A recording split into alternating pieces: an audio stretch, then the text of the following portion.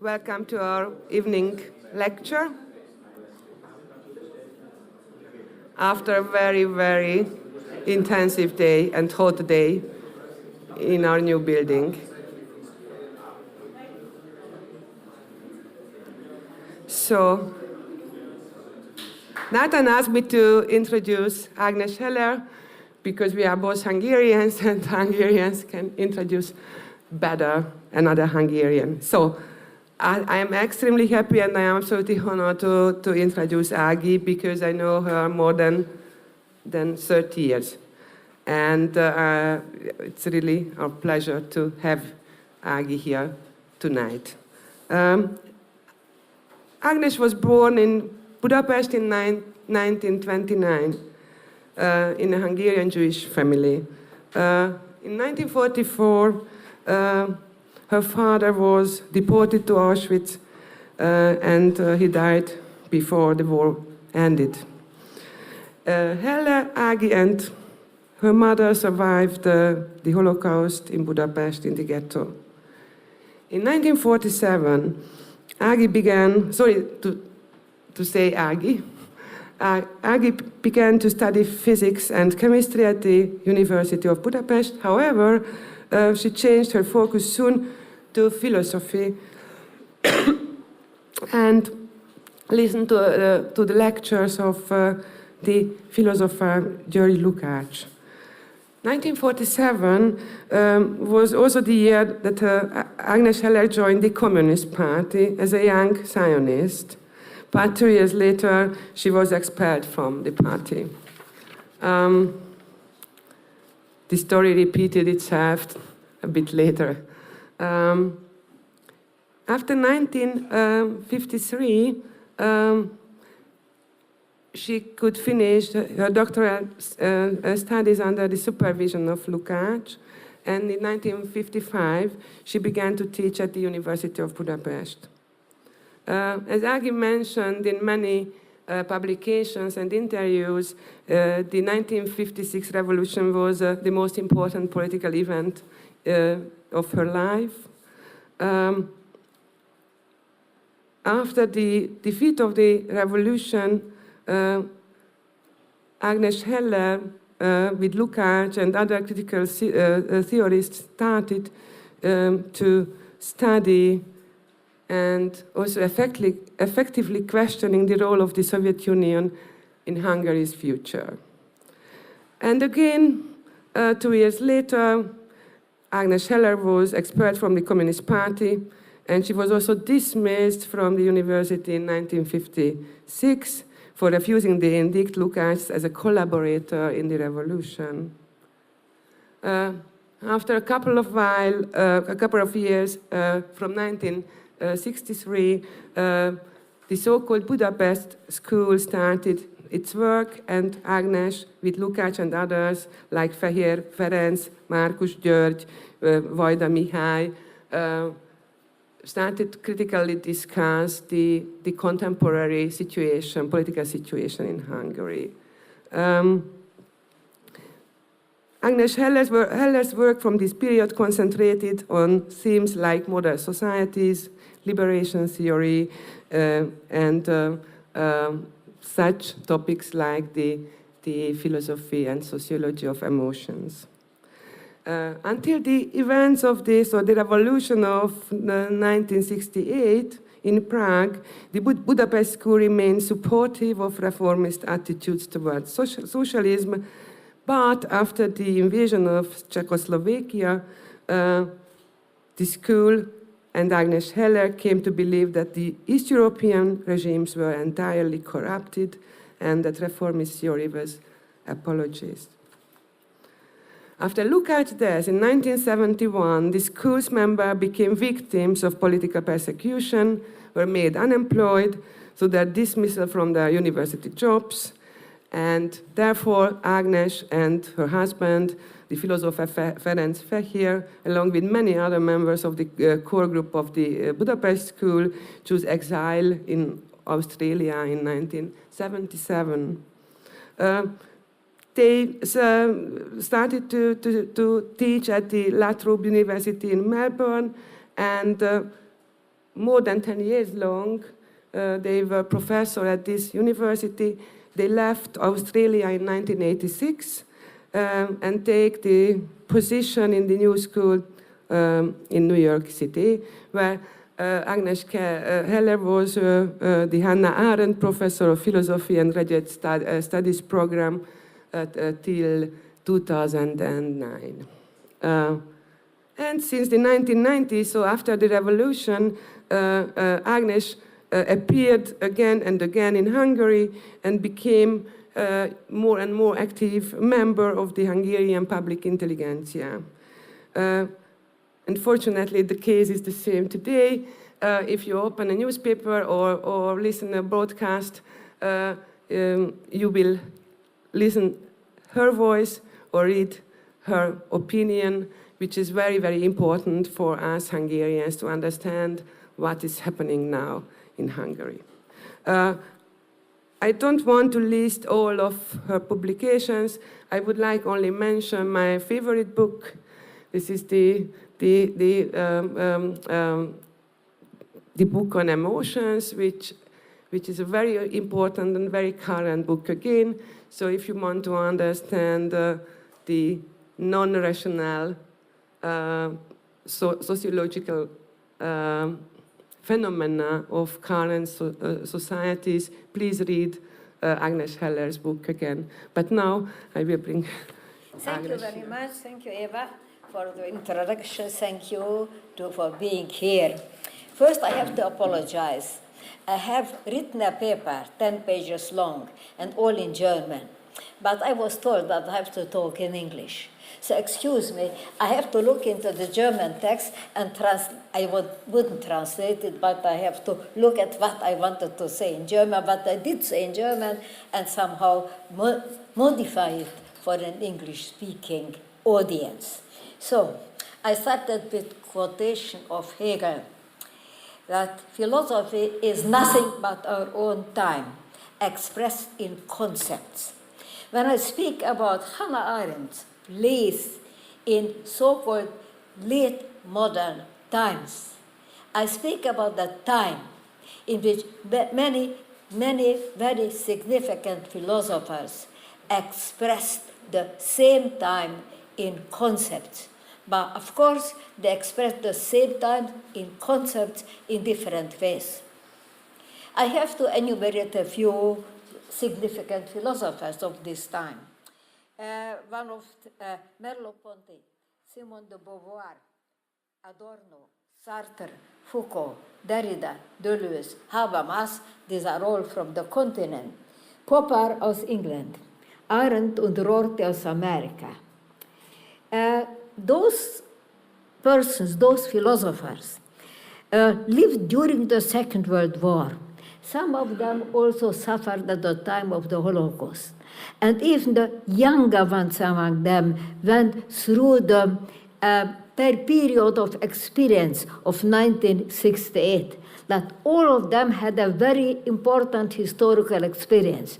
And those historical experiences were expressed in concept by them. And when we speak about Hannah Arendt, we speak about one of this great generation, one person who lived during the Holocaust, who was an immigrant from Germany to America, and who expressed what he experienced in concepts according to her own biography or autobiography. One of the books by Hannah Arendt has the title, Between Past and Future. What is between past and future? The present is between past and future. But there is never a present with just a present.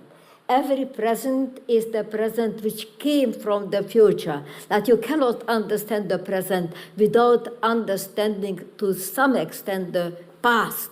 And you cannot understand the present without thinking about the possibilities of the future. That is, the present is never a present. For Hannah Arendt, it was never a present, because she always wrote histories, different kind of histories, and they had some projects for the future, even when she hasn't said anything about the future, given that she knew from Aristotle onwards that you cannot make either a true or a false statement at all about the future.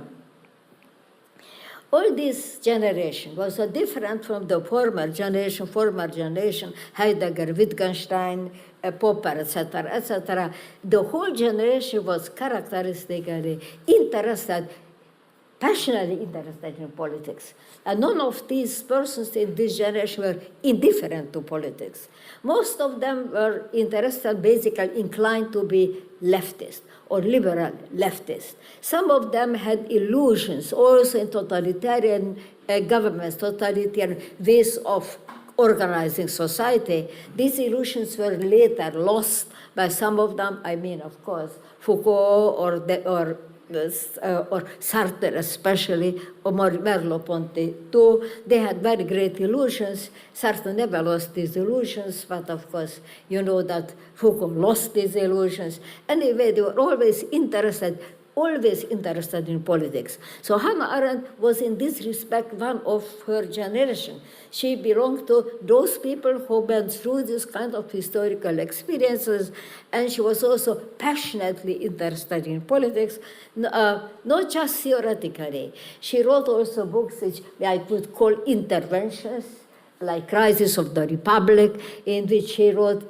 papers as interventions in American politics. But today I will not speak about these interventions. I will speak about Hannah Arendt's theoretical works, but particularly three theoretical works which you all well know. The first is the book on totalitarianism, Origin of Totalitarianism. The other is Human Condition, with Activa in German translation. And the third is on the revolution. It was basically in relationship to American Revolution. She spoke about many different revolutions. Now, when I spoke about her person, that she experienced basically very similar things as the others, but she had specialties. One of her specialties was as German. She was really a German woman, not just because she was attending Heidegger's talk and she wrote her dissertation by Jaspers, as she was very much in German philosophy, because her both husbands were German, because with Heinrich, her second husband, she always spoke in German, and because the circle of her friends also in America were basically Germans. So it was a very German tradition. And from this German tradition, she inherited what I call Greco-mania. That is, from Winkelmann onwards. The Germans believe that they are basically, they got the inheritance of Greek culture. Like the Greeks were the people of poetry and thinking, so are the Germans. They are the people of poetry and thinking like the Greeks. So the Germans basically constituted themselves as the new Greeks, as the continuation of a culture which was lost by the Latin culture, was lost by the French culture, which followed the Latin culture. We are the new Greeks. That is this Greco-mania. You can notice in Hannah Arendt as well how she is really in a way enamored in Greek philosophy, not only Socrates, but not only Socrates, also Aristotle belonged to her favorite. However, she was emigrated to America, and in a way she became fascinated with the American Republic. That is the republicanism she never ever could experience in Germany, on German soil. It's a totally new experience for her. What a republic means, what the way people refer to a constitution, what that constitution means, and what a republican tradition means. So basically these two traditions, once the German tradition, the Greco-mania, as I mentioned, and the other tradition, the republican tradition, of America was a very, very healthy combination, that very healthy two roots, very healthy, in a healthy way, meeting these two roots in her work. It followed from this. Of course, she had also two other roots. She was Jewish and she was a woman, which made an influence on her work, but never directly. She basically never wrote about female topics, women's topics. If you don't think about her paper of Rosa Luxemburg, that was not just about the women, that was a political paper. When we speak about Eichmann Jerusalem, it was rather negative in this respect. I will come to talk about it. But basically, the American Republican and the German philosophical, basically Greek tradition was most important for her. Interestingly, I started to mention how many modern philosophers were active together with Hannah Arendt in the same time. Interestingly, Hannah Arendt never ever refers to them. She hasn't even referred to Heidegger or Jaspers only very few times, and not at the beginning, only later time of her writing.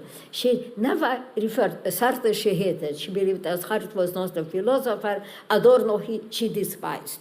So basically she was never a positive relationship to her own generation. Of course, Derrida was not yet known while she was alive, but Foucault was known. She had no relationship. She met Habermas, but no influence on him. Rather, the opposite was perhaps the case. So she was never referring to her contemporaries.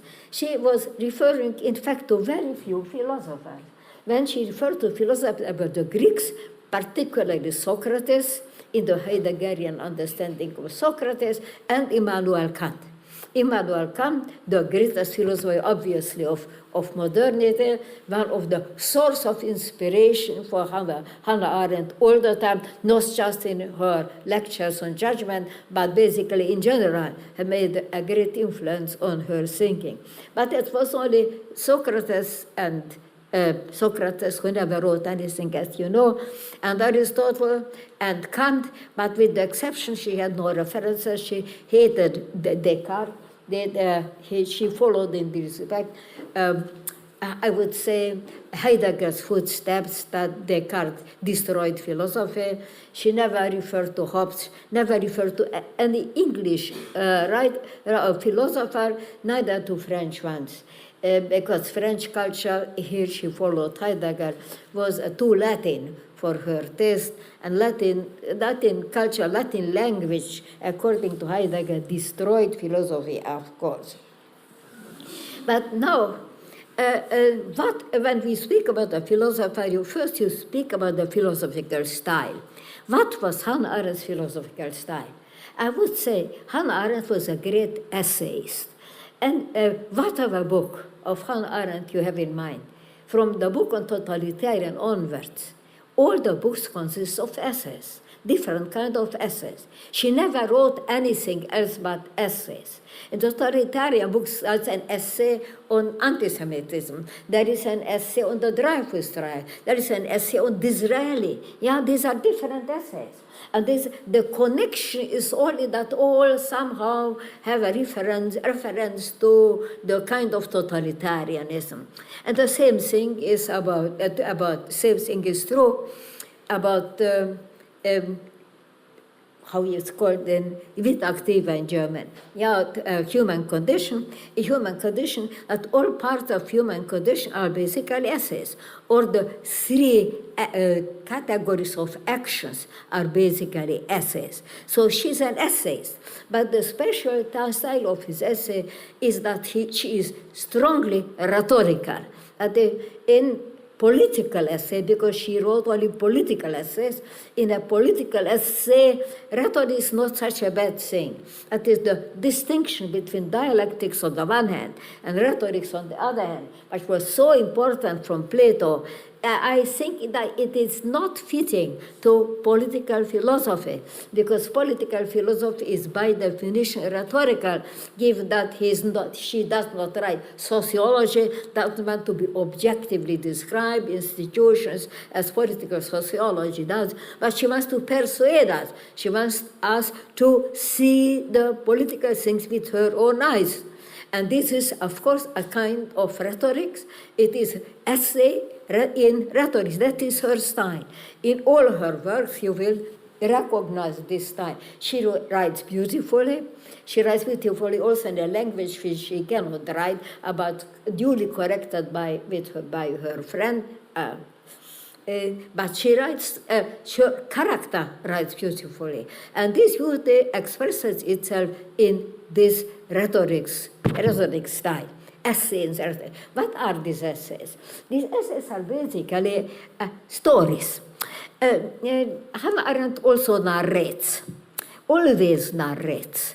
She tells stories, coming back to the first example, totalitarianism book. He starts the story of anti-Semitism. There is the story of colonialism. There is story, I mentioned the Dreyfus trial. There is a story of Disraeli his whole life.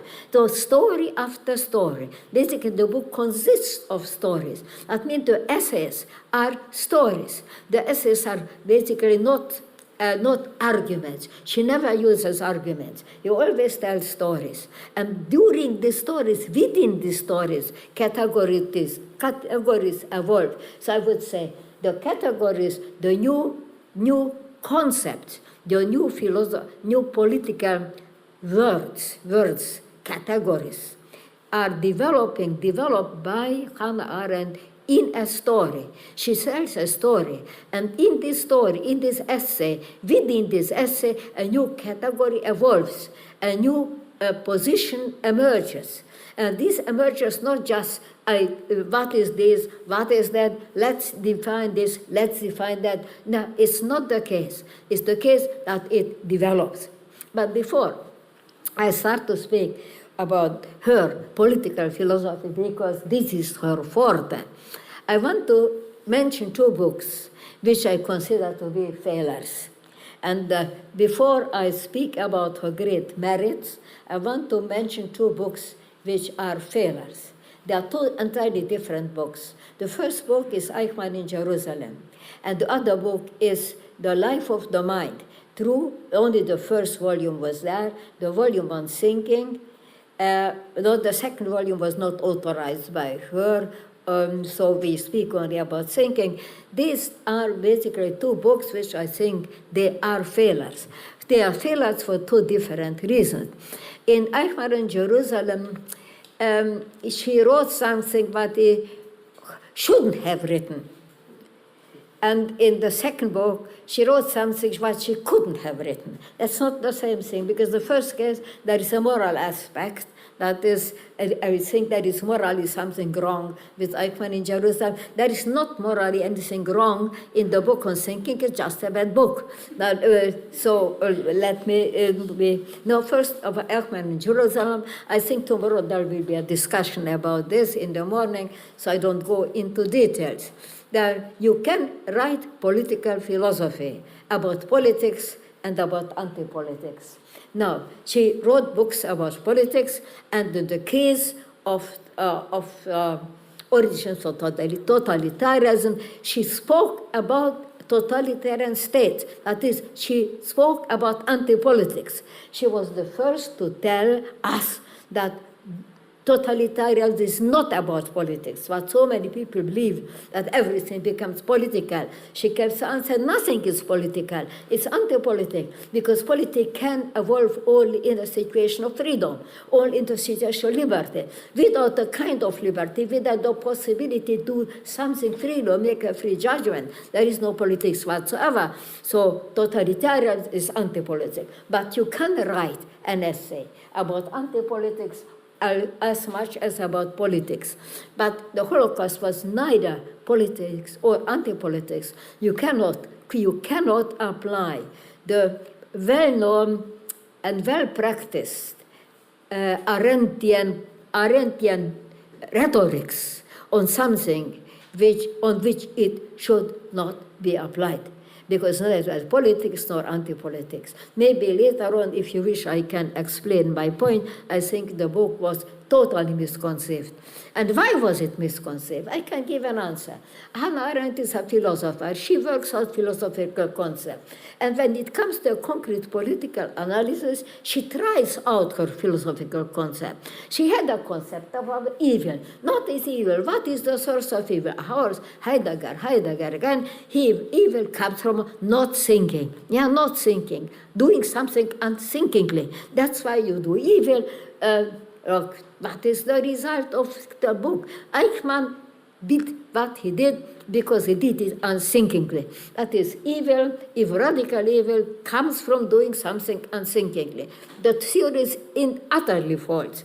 Because obviously you can do the evil unthinkingly, you can also do the good unthinkingly. If a child is suffocating, you jump into the water, you don't think it over whether it's right or wrong, you just do it. So you can do everything unthinkingly, good and evil alike. You cannot define evil, not radical evil, when you do something unthinkingly. This came from Heidegger, the idea, and she radicalized Heidegger's idea when she said that evil is nothing but doing something unthinkingly was a bad theory. I do not mind bad theories. Philosophy consists always from bad theories. I don't mind bad theories.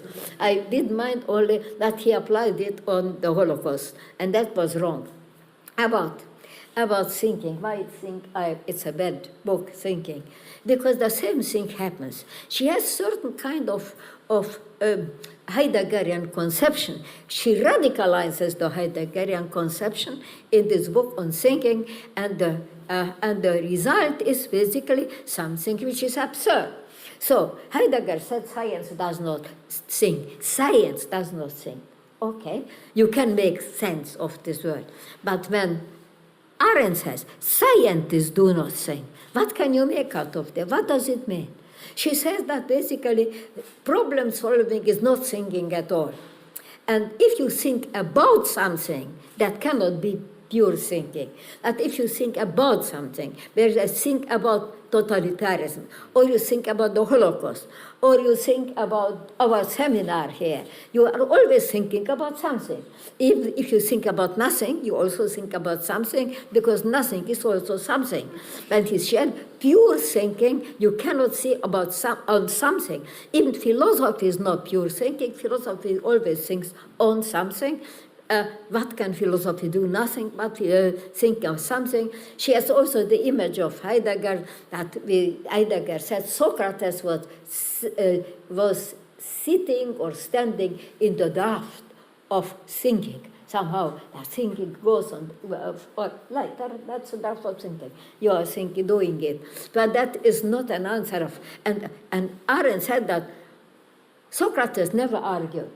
You read one single Platonian dialogue, you know that Socrates argued all the time. So that he never argued, because that's not thinking. She was pure thinker. The problem of pure is I think, it's a metaphysical concept, although Arendt was anti-metaphysical.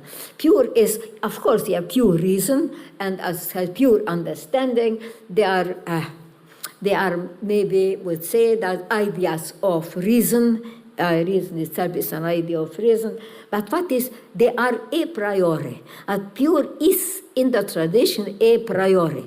And if something is a priori, that, of course, Hannah Arendt rejected metaphysics, rejected even transcendental, not just transcendence.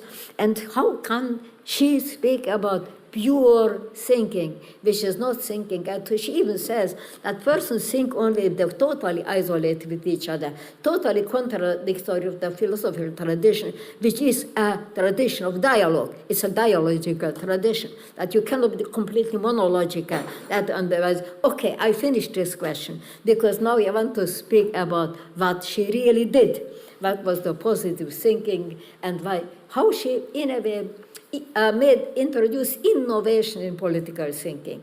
Because I repeat again what I said about sociology. Politics was an object of sociology. That is an object. We had to understand institution, what is the government, we have to understand elections, what kind of election, we have to understand what emancipation is, etc., etc.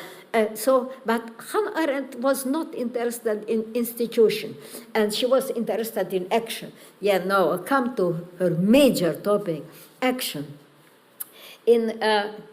By the way, already the book on origins of totalitarianism, when she said that there is anti-politics in the totalitarian countries, she knows that there is no action, that action is impossible, that's no action.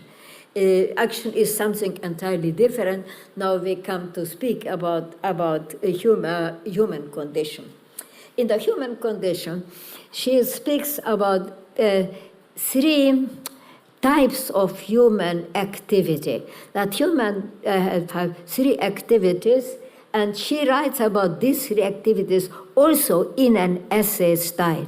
There's no question about it that she prioritizes one of these activities. No question that for her one kind of activity is absolutely negative.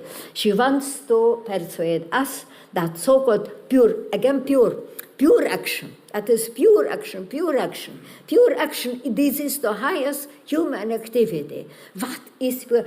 How can you pure action? Pure action is an action where it is not, that it has no material and has no means. And that is, if you do something, write a book, cannot be a pure action because there is paper and there is pen or whatever, or even the computer there, that is use certain kind of means. Pure action, there is no means whatsoever, no means. That is pure action what can you do when in politics, when you cannot use any means whatsoever? The discussion and telling stories about the past. Both are very important, in fact. That in politics discussion is extremely important, and in a way, even cultural discourse, about which she does not speak, became an outstanding feature of modern culture.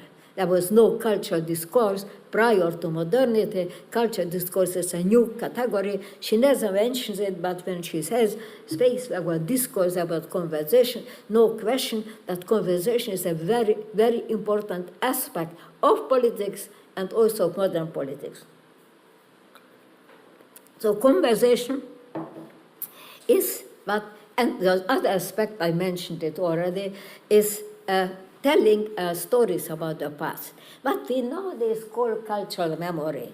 And she was perhaps the first, much before the French history school, histoire, memoir, etc. She really discovered that memory plays an extremely important role in our politics. That is, we can use memory and we can misuse memory in our political activity. And memory, remembering, is also, we don't use means unless we read a book. But there is a kind of oral transmission when you don't read a book, and this oral transmission, whether it is from the past or the present, of the remote past, that carries a culture, carries a kind of essence, or political essence to you. So this is possible. But what cannot be action? Cannot be pure action, decision-making cannot be pure action, because why not? Pure action is not just conversation, not just remembering, cannot have a goal. That is, no goal needs to be presupposed. If you discuss something in order, achieve any kind of goal, for example, consensus, some kind of agreement, or even some kind of compromise, this is no more pure action, because you have a goal, you have an end, and if an end, the action is an action which is end in itself. The moment it has another end, then the discussion itself, you want to achieve something, want to get to a conclusion, then it is no pure action anymore, it is inferior to pure action. but action is still at the top of the activities with activa in the human condition. After this, she discusses work. Yeah, work. Work is creation of culture. So if you speak about work, you use means and you have an end, and you have to achieve this end.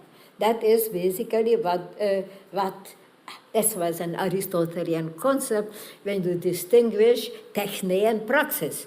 That is, praxis, pure action comes from praxis, not in Aristotle but in Hannah Arendt, whereas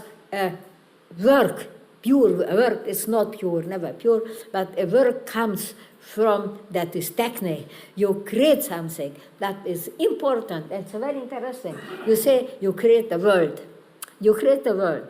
That in action, pure action, how superior it is, you never create a world.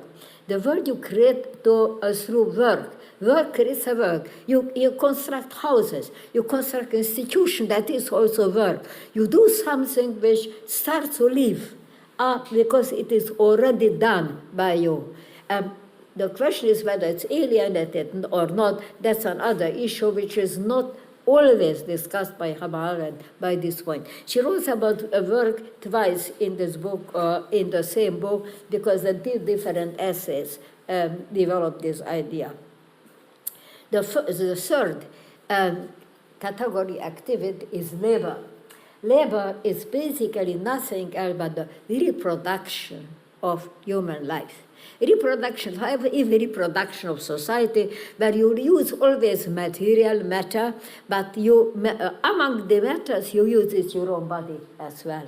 That is, life itself, the reproduction of life, being pregnant, giving birth to a child, belongs to the lower kind of activity. That's not really human. It's basically animal kind of activity.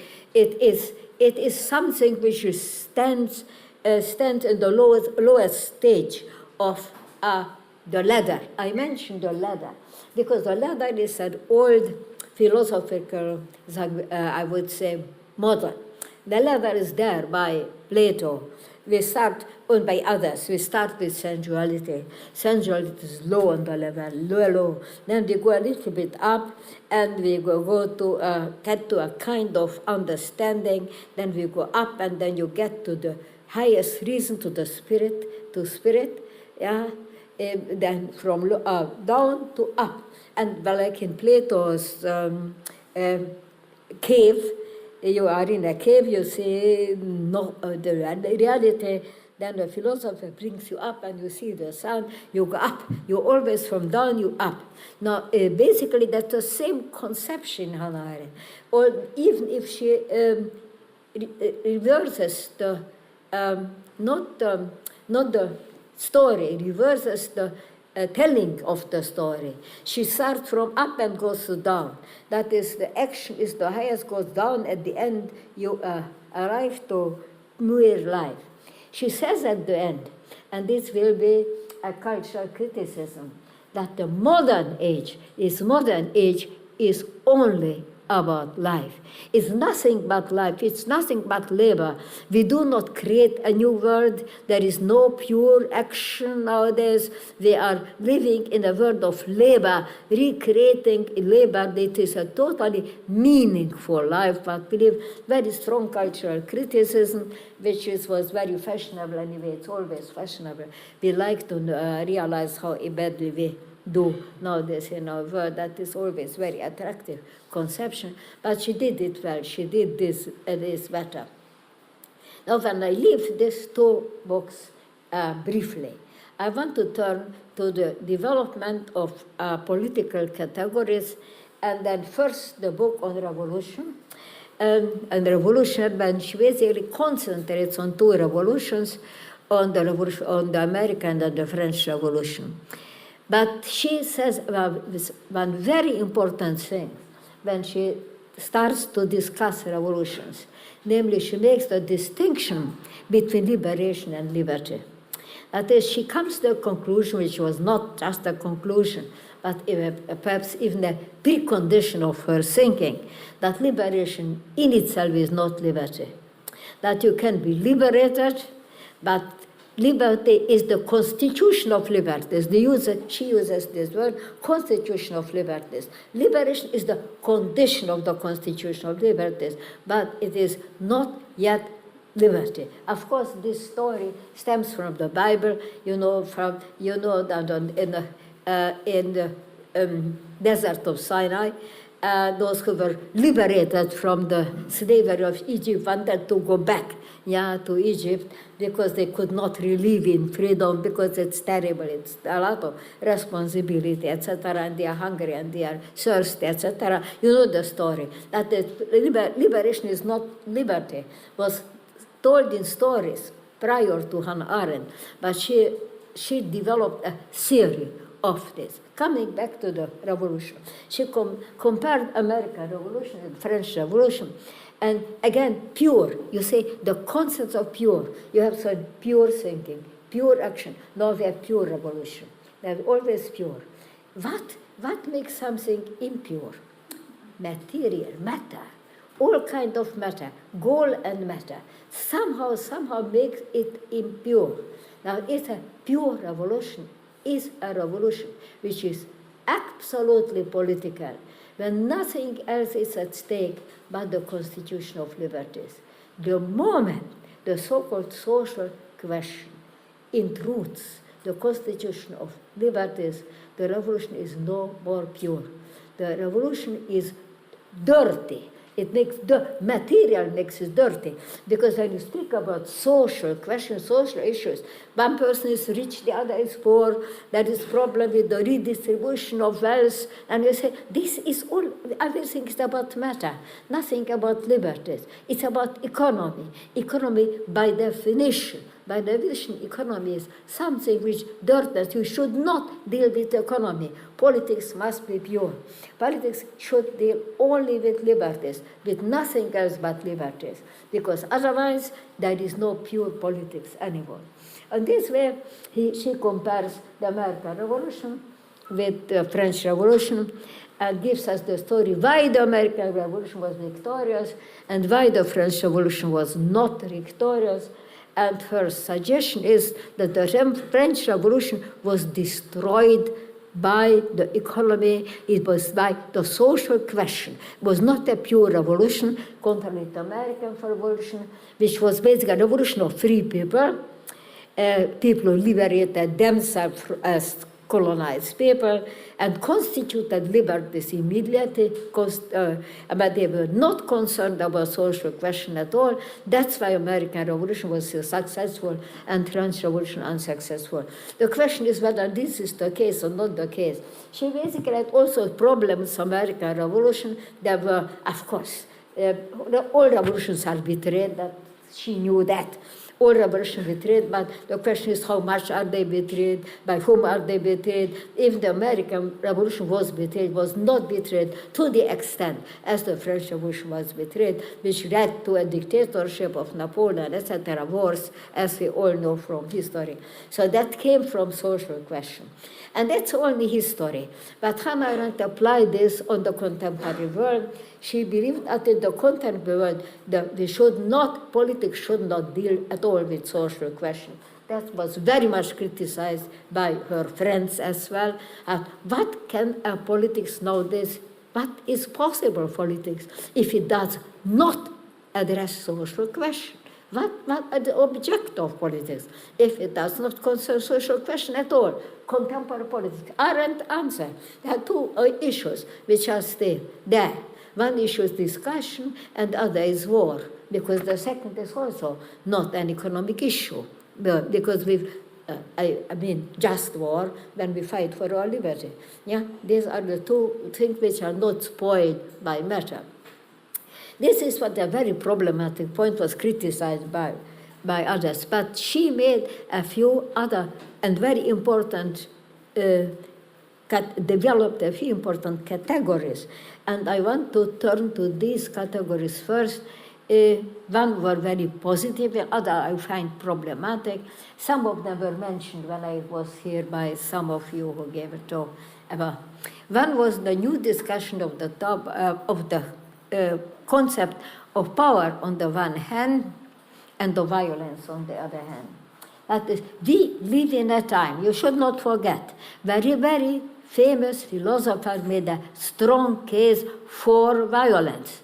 You should not forget that Sartre made a very strong case for violence in writing a preface to The Damned of the Earth, and that Foucault, for example, supported Ayatollah Khomeini and the violence in Iran, at that time in Iran. So that was very strong. There were very strong support for violence. And in this period, so that's important, Hannah Arendt spoke against violence. He said violence is used only if there is no power. And use violence if there is no power. Because power, it can be, there are different kinds of powers. Power against something and power for something. To be empowered to do something. A person is elected or represents a community, is empowered to do something because he or she is empowered. He does not use violence. Only persons, dictators who are not empowered. This is what she believed, that not empowered. These are not empowered, only those will use violence. Now the situation has changed. But she gave also two very important aspects about the development of modernity. She said, he was the first who said that class society was replaced by mass society. That is very important because this was the case and became everywhere the case. Second is problematic. She spoke about dissolution of nation state. It did not happen. They live in a world where nation state was not dissolved, rather the opposite happened. But she was an American, so she was not facing really the problems of nation state. She also spoke about the risk of action. That actions are always risky, because when you start to act, you do not see the consequences of the action. That we know from Aristotle. We cannot. There are foreseeable consequences, non-foreseeable consequences, and she says that we do not see the consequences of our action.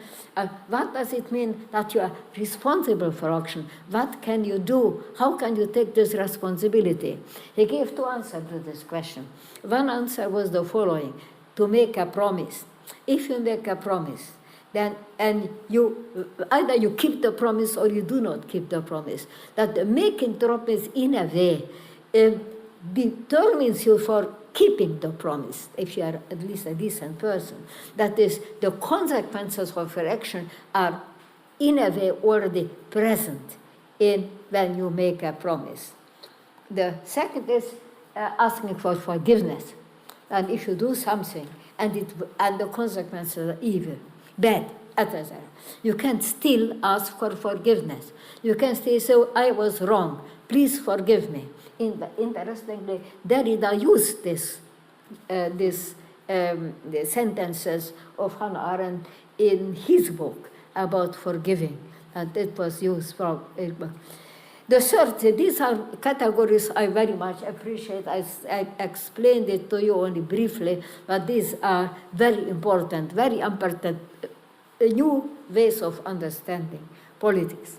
I speak about the third way in which I disagree with her, and I disagree with her on the ground of an analysis to which someone spoke, I think, previously about Hannah Arendt's interpretation of the Hungarian Revolution of 1956.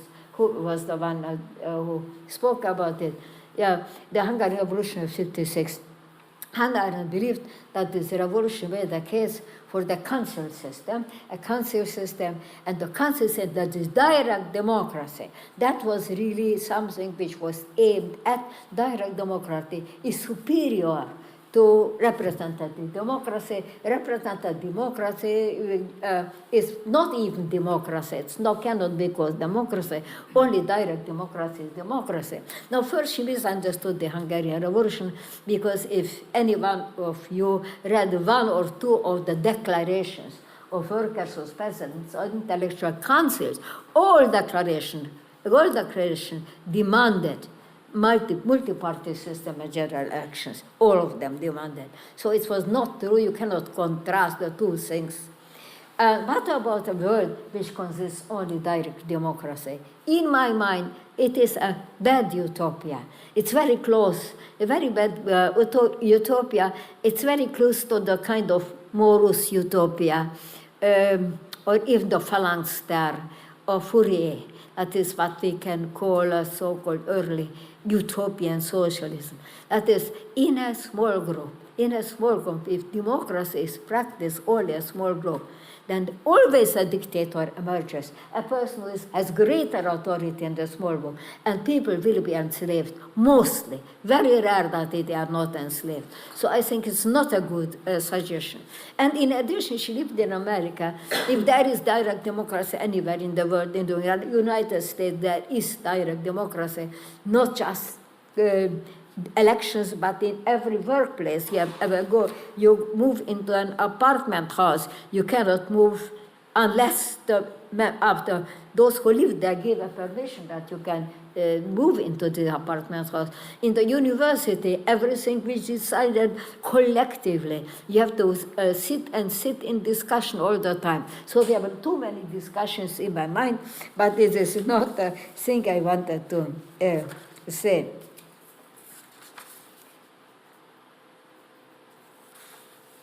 No, I think I spoke about everything I wanted to speak, but I'm sorry I could not follow my paper, because when you speak another language than your paper, then you cannot follow your paper.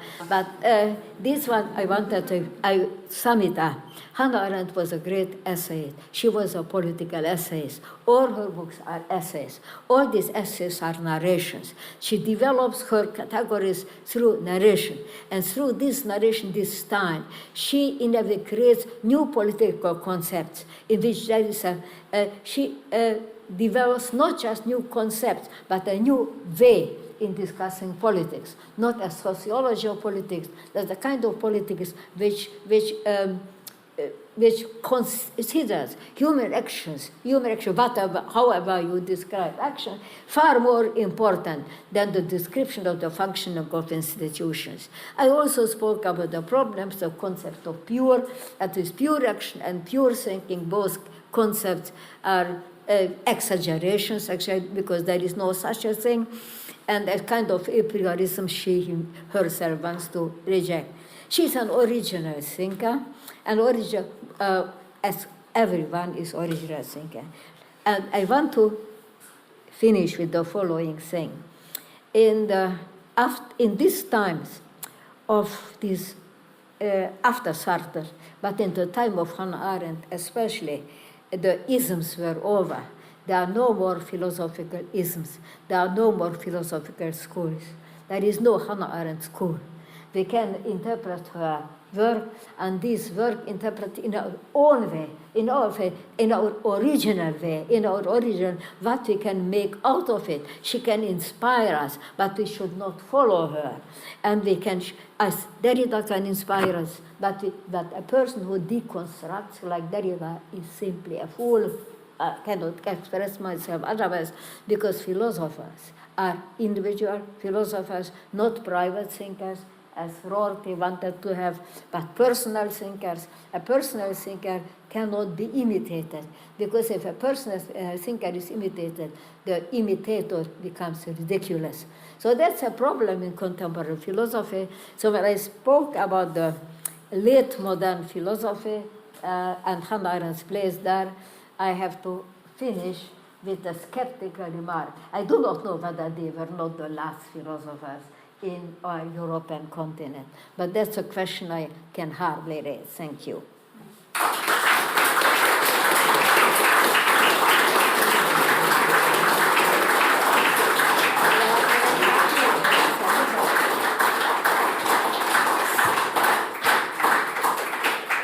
So thank you very much, Agi, for this very, very inspiring and also So it's amazing, I have to say, to listen to you and understand you're following your interpretation of so many categories and so many dimensions of the essays of Hannah Arendt. So thank you so much. We can ask some questions and discuss some questions with Agnes now. Yeah. There is 2-3 questions for you. Yes, but I hope Sandro will help us. Yeah? So you can sit and... I go there. Okay. I walk. You want All to right. walk? Then you don't need a microphone. You're walking philosopher. I will be walking. Yes, very good. Yes, I am very pathetic now. very Yeah. pathetic philosopher. First of all, thank you very much for your stimulating talk. If Arendt develops political concepts from narrative, then surely that narrative depends to a large extent on materialist history. So what therefore happens to her top-down model of pure political action? When she writes about politics, she never considers her writing about politics political action. She speaks about political action, but she says the moment you write, you use something, and use a piece of paper, use something, and you have in a way a goal, and you want to persuade other people. She believes that philosophy is not pure thinking, and that the political thinking is not pure action. So gives an answer to the problem. Thank you. It was wonderful. Thank you so much. I agree with you that it's pointless to try to imitate Arendt or Derrida. But does it make sense to compare philosophers? Does it make sense to compare Arendt with somebody? And if it does, whom you would compare her with? I think you have to go back to the things themselves, to use a term about Husserl said, to the things themselves. And if going back to the things themselves, asking the old philosophical questions, what is it? Why is that so? What is the end of it? Why we do this, what we do, etc. Not all old philosophical questions are relevant now, but many of them still are. Then you find out your own answers. And by finding your answers, you get inspiration from others. I have not mentioned you, but I could have mentioned you, that Arendt writes about the following about Marx, Kierkegaard, and Nietzsche. Listen to it. Marx killed politics, destroyed politics. Kierkegaard destroyed religion, and Nietzsche destroyed metaphysics. Yeah? So there is a self-contradiction built in modern philosophy, but means that each and everyone has to start in a way again with the questions, but you can be inspired by others. You can destroy something else.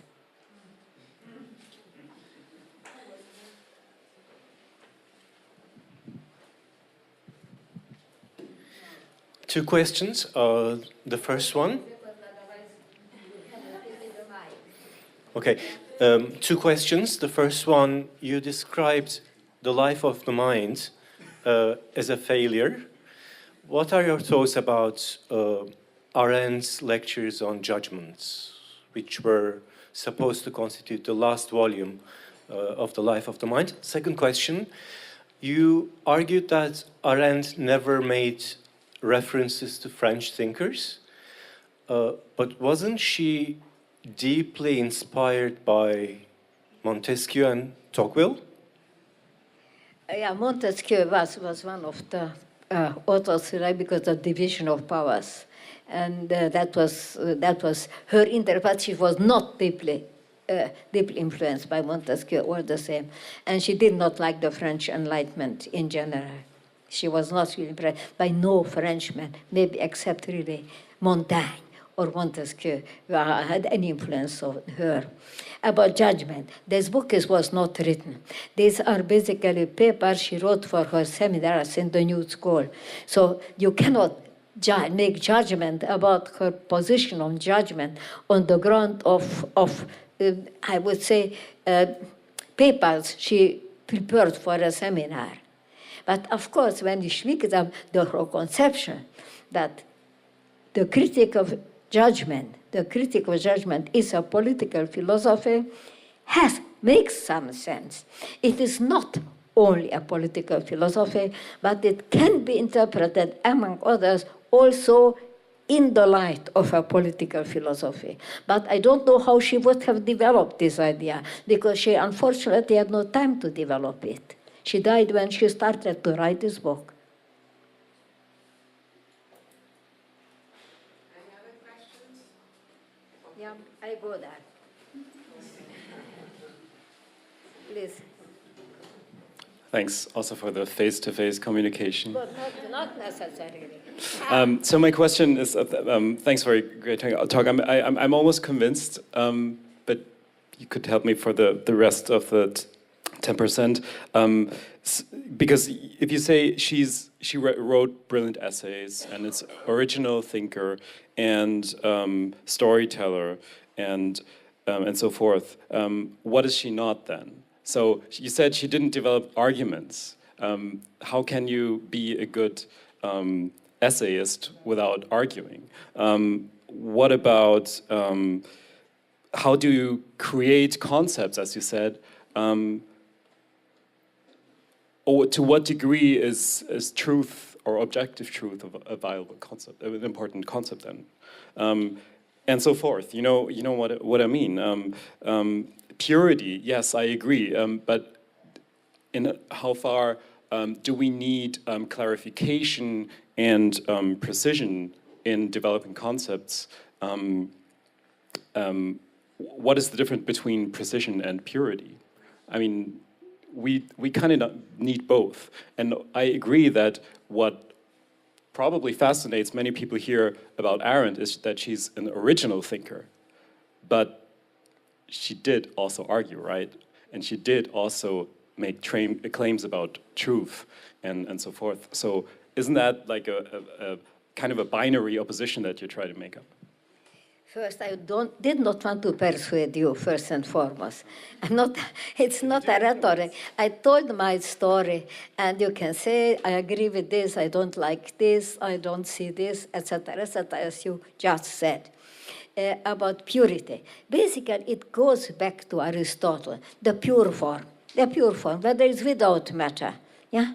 There is the original matter, and there is a pure form, which is God, which thinks itself, which is thinking itself.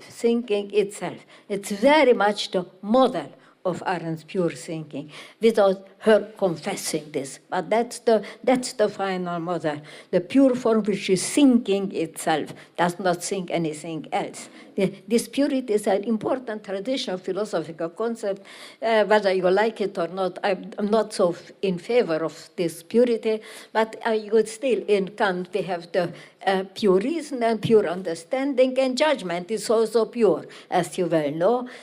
Every a priori capacity of our mind is pure, by the way. So that whether it is philosophically important to have this problem of purity, to have transcendental concepts, because if you believe that they are empirical concepts, are in trouble. So it's better to have them transcendental concept. It's a better story. Now, what was the second? You said the storytelling, yeah? You said that, right? Yeah, okay, but you had your second problem. What was your second problem? Arguments. I know, arguments. Now, Arendt hated arguments. That's why he said Socrates never argued. Then arguments is not thinking. If you argue, then just like problem solving, it's not thinking, not pure thinking. Of course, some kind of combination with thinking in something else. But I said she very rarely used arguments. But I don't think that is unphilosophical by definition. When I speak about essays, for example, Lukács, The Soul and the Forms. It is an essay, hetero-interpretation, that is philosophy interprets works of art. There are no arguments. Yeah? There are no arguments. In Adorno, what Adorno writes, he writes about Mahler. What kind of arguments? Or about or even about the philosophy of modern music. What kind of arguments are there? So you have to find out there is a way of doing philosophy. By the way, Hegel believed that he never used an argument. Maybe that was false belief, but he believed that he never uses an argument. He tells stories. He also believed that, in fact, in the phenomenology, he was right. He told stories. Now, you and you, yes. What is your favorite bad theory? What? What is your favorite bad theory? Favorite bad theory? I don't think I have favorite bad theories. I have no favorite good theories either. So it's, no, I don't think I have favorite theories at all. So I cannot answer your question. Thank you. You have been so wonderful, enthusiastic in discussing Hannah Arendt. I wanted to ask you, has she influenced you, and if yes, in which way?